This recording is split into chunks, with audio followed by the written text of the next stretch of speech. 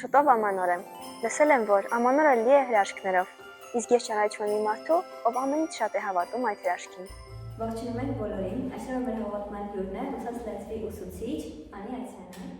Բարև ձեզ։ Ողջույն Միլանա։ Շնորհակալ ենք մեր այսօրվա հյուրը լինելու համար։ Ես եմ շնորհակալ հրավերի համար։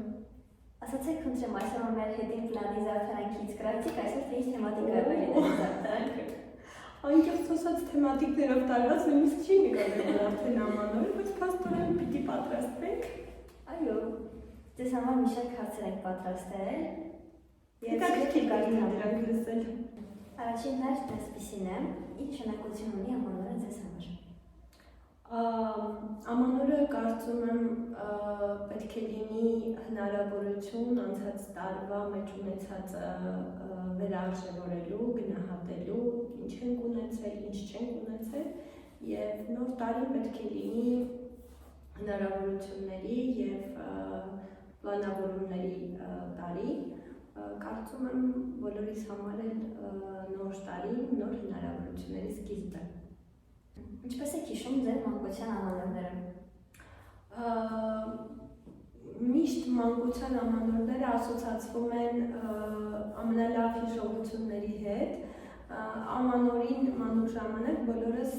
հավատում էինք բնականաբար ձմեռ պապի գալուն, հավատում ենք, որ երկնքով եթե մեզ լավ պահած լինենք այդ տարի, թռչող եղնիկներ պիտի տեսնենք, այդ հիշողություններն են արթնանում։ Դե մանկության ամանորը ասոցացվում է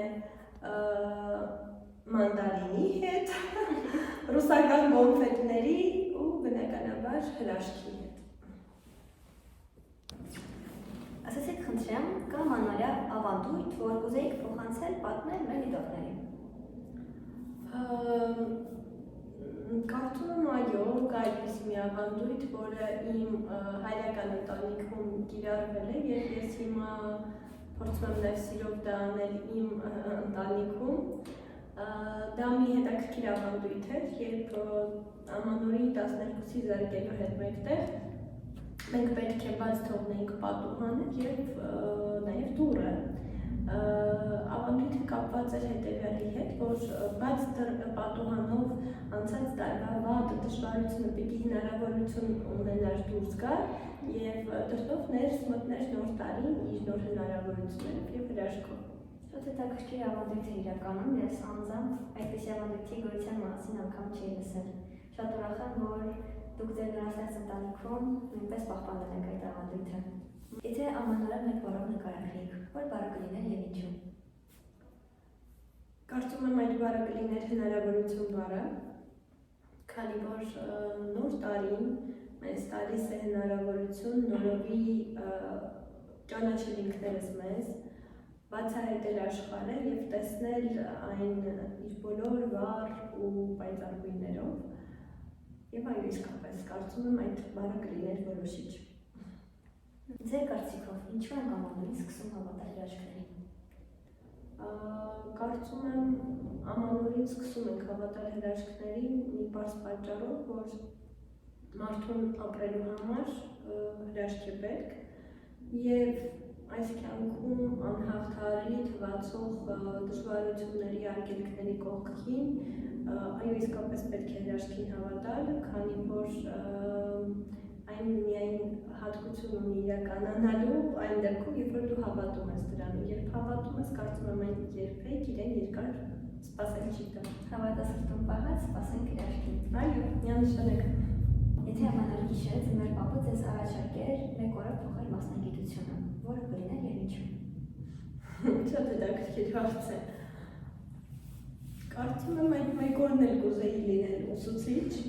բայց երևի թե իմ ուսուցիչ տեսակի ավելի լավ տարբերակը, ով կունենար մի հրաշագործ փայտիկ, որը կկատարի իր աշակերտների բոլոր ցանկությունները։ Եթե ունենայի ժամանակի մեքենա եւ հնարավոր ունեք ձեր ամանորը նշել մեկ այլ դարաշրջանում, որը կընտրեք։ Իսկապես շատ հետաքրքիր հարցեր ես նկատել Միլանա։ Չգիտեմ, կարծում եմ ծնվելով 20-րդ դարի ավարտին եւ այո, ես այդպիսի երջանիկ եմ, ով ապրել է նաեւ 20-րդ դարում, Այսպես հիշողություններ են արթնանում, երբ ես 10 տարեկան էի ու մենք թևակողում էինք 21-րդ դար եւ մեծերի կողմից լսում էինք, որ սա դարակազմիկ իրադարձություն է, երբ որ մենք երկու դարերի միջև ենք ապրում։ Ամեն դեպքում այդ երկու դարերում լինելով ես իսկապես երևի թե կուզենայի լինել ապագա ժամանակահատվածում,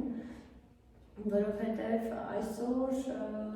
տեխնոլոգիաների զարգացման հետ, արհեստական բանականության զարգացման հետ կարծում եմ շատ ավելի հետաքրքիր կլիներ տեսնել ապագայում ինչպես են տոնում ամանորը, արդյոք կան ինչպիսի այնպիսի ավանդույթներ, որոնք որ մենք այսօր ենք պահպանում, կարծում եմ ամեն դեպքում դա կլիներ ապագա ժամանակահատվածը։ Ինձ թվում է մտություններ կլիներ ապագա։ Դե կհանդիպենք։ Ես կլինեմ էլի քո ուսուցիչը ու իմ աշակերտը։ Անպայման։ Եվ մեր այսօրվա վերջին հարցը, ինչ մաղթանք կցանկանայիք փոխանցել մեր դիտողներին։ Կարծում եմ մենք շատ հստակ պատկերացում ունենք, որ ինչ էլ ունենանք այս կյանքում, ցավոք սրտի, բայց այո, իսկապես ունենք այդ պատկերացումը, կարծում եմ ամենակարևորը խաղաղությունն է,